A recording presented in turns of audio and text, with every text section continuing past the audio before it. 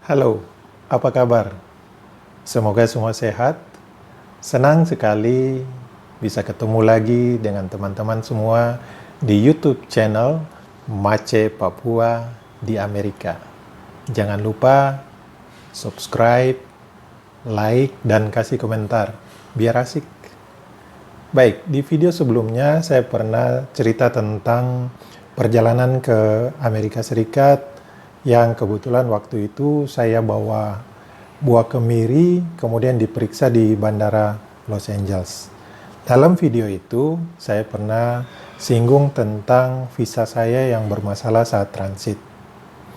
Bagi yang belum sempat lihat videonya dan dengar cerita yang menghebohkan tentang buah kemiri, silakan lihat di channel di atas ini.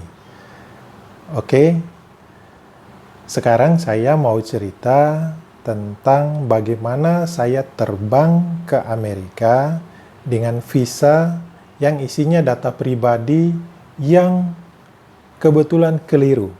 Dan kemudian bagaimana caranya saya mengajukan koreksi untuk perbaikan data tersebut ke US Embassy di Jakarta. Kami mulai mengajukan permohonan visa Amerika waktunya sekitar awal bulan Juli 2019.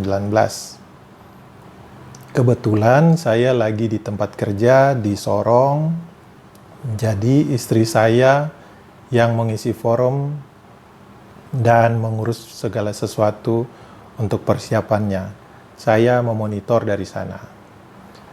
Forum diisi online, itu ada websitenya, bisa dicek dengan biaya 2,2 juta per orang waktu itu. Nah, biayanya itu ditransfer ke embassy melalui bank, kemudian setelah mentransfer biayanya, kita bisa melihat jadwal hari-hari mana yang tersedia dan di jam berapa. Kemudian kita akan pilih sesuai waktu kita. Dan juga form yang telah diisi dengan lengkap itu dikirim ke embassy. Nah, di form itu sudah termasuk di situ di attach atau dilampirkan referensi, pas foto, kopi visa, dan lain-lain. Ini bisa di googling dan bisa tahu apa syarat-syaratnya. Kemudian seperti biasanya kalau kita mau urus visa, kita harus juga siapkan rekening bank atau rekening koran, kopi KTP, kartu keluarga, akte kelahiran, dan lain-lain. Tiba hari H, kami ke embassy untuk interview. Jadi pagi-pagi sudah berangkat ke Jakarta Pusat, parkir mobil di stasiun Gambir, terus datang ke embassy. Waktu itu masih antrinya di trotoar. Kalau sekarang sudah ada bangunan bagus dibuat untuk antri. Oke, lanjut security check. Semua barang ditinggalkan kecuali dokumen. Setelah itu masuk ke bagian dalam, kita harus antri menunggu giliran untuk masuk menghadap ke counter. Di sana ada 3 counter. Counter pertama itu cek dokumen, kemudian counter kedua itu sidik jari, 10 jari, kemudian counter ketiga wawancara. Yang ditanya itu adalah keperluan apa ke Amerika, siapa saja, apa pekerjaan Anda sekarang, dan lain-lain.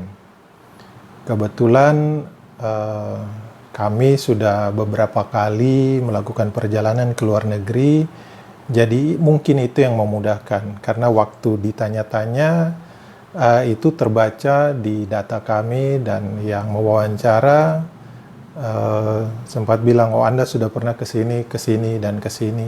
Oh di paspornya ada visa ini, visa itu, visa beberapa negara.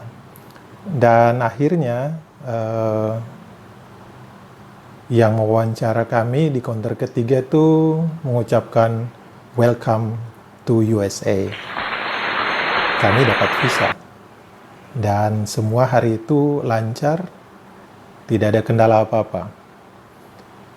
Kemudian tiba waktunya saya akan berangkat. Itu tanggal 14 Agustus 2019. Saya berangkat dari Jakarta ke Nashville. Rute saya waktu itu menggunakan Qantas dari Jakarta ke Sydney, kemudian Los Angeles dan Nashville. Bagasi saya sudah di-check-in langsung ke Nashville.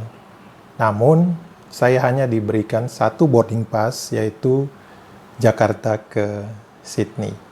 Transit di Sydney, saya langsung melapor ke bagian transfer desk, dan beberapa orang yang di belakang saya malah sudah dapat boarding pass, sudah menuju ke ruang tunggu.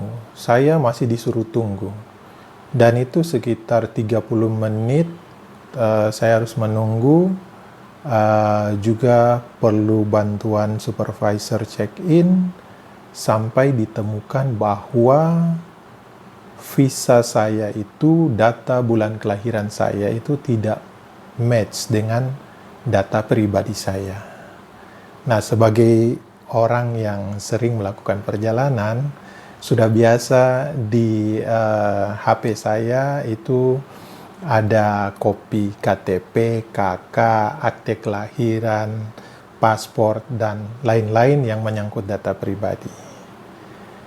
Nah, satu yang membuat, ini menurut saya ya, satu yang membuat mungkin saya lebih gampang urusannya waktu itu di Sydney adalah saya menunjukkan sebuah kartu. Kartu itu namanya Proof of Age. Contohnya ini kartunya, Proof of Age. Kartu ini keluaran Australia, boleh dibilang ID card di Australia. Di situ data saya lengkap ada. Mereka tinggal melihat nomor registrasi saya. Dan waktu saya menunjukkan kartu saya itu ke petugas check-in-nya, itu cepat sekali. Dibantu dengan sigap, dengan cepat, dan dia katakan, data Anda kami sudah perbaiki, kami sudah override, atau istilah airline itu namanya on force, tapi dengan pesan seperti berikut. Jangan lupa ketika Anda balik dari Amerika, tolong segera hubungi kedutaan untuk memperbaiki ini. Karena kalau ini tidak diperbaiki, selama-lamanya Anda melakukan perjalanan ke Amerika Serikat, Anda akan bermasalah.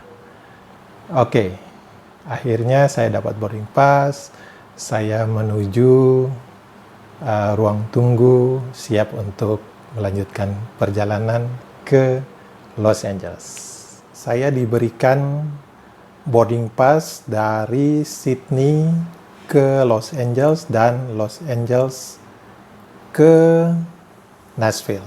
Jadi 2 boarding pass dengan pesan nanti di Los Angeles bagasi Anda walaupun itu sudah di-tag langsung ke Nashville, tetapi Anda harus ambil karena dari internasional melapor ke domestik itu ada pemeriksaan lagi, pemeriksaan X-ray. Oke, no problem. Penerbangan Qantas dari Sydney ke Los Angeles 13 jam 45 menit. Asik, enak. Makanan, minuman, lancar. Tapi lumayan bosen dan pegal. Oke, tiba di Los Angeles, kolek bagasi, lapor mandiri di US Customs and Border Protection. Itu lapor sendiri ke sebuah mesin yang kayak mesin ATM begitu.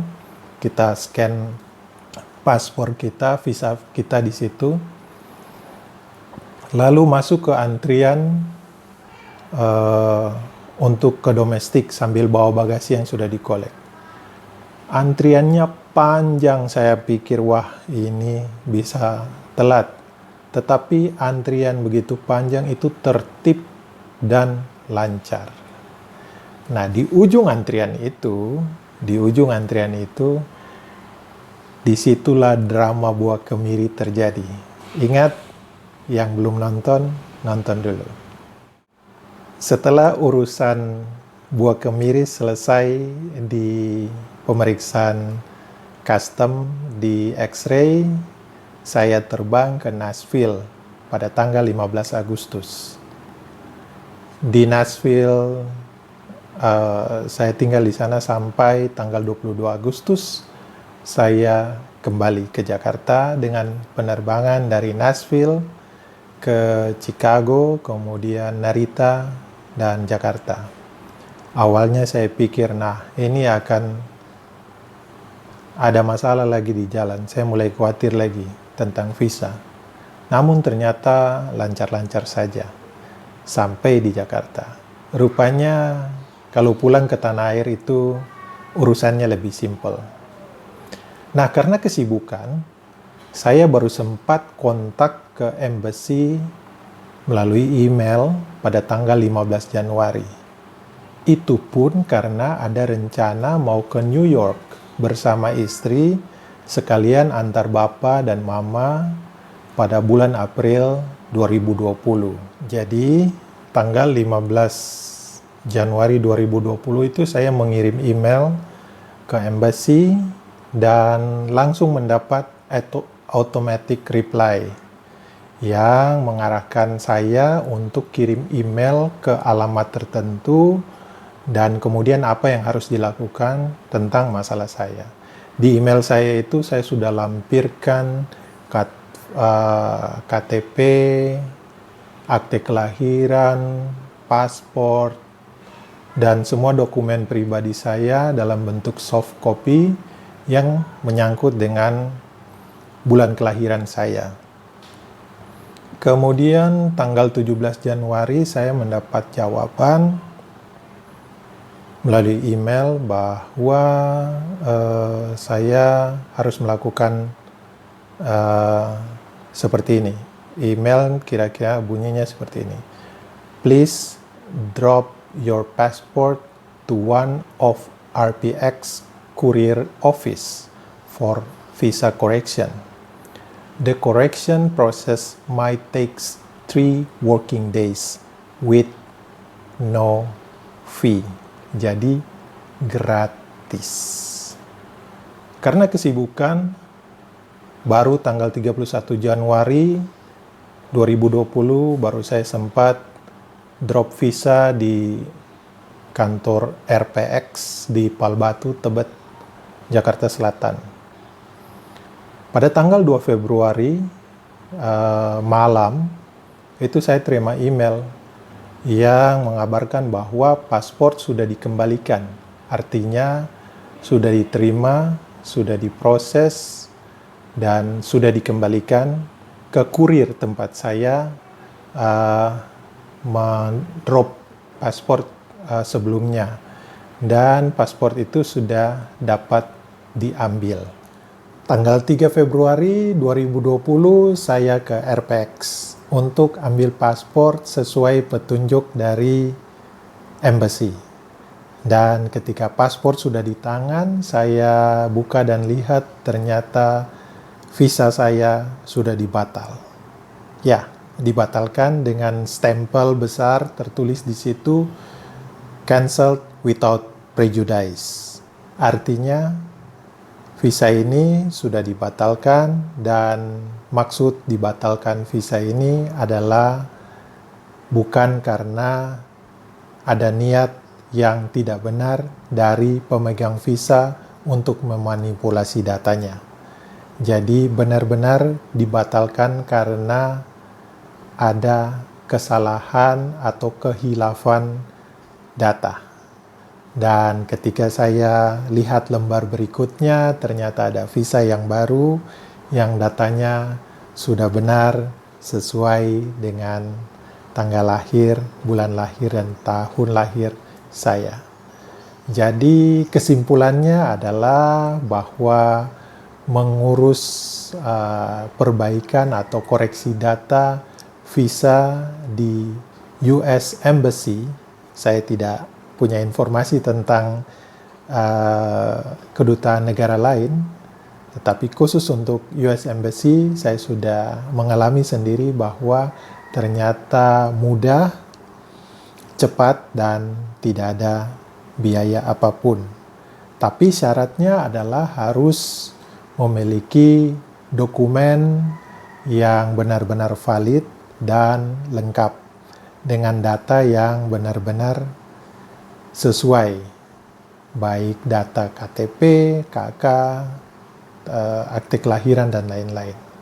Dan mengenai bagaimana sampai terjadi kesalahan data, saya kira mungkin awalnya itu adalah kesalahan dari kami yang memasukkan data secara online, karena waktu di sesi interview di embassy itu di counter pertama itu ada pemeriksaan data atau konfirmasi data, dan ditanyakan apa benar namanya seperti ini, kami jawab benar.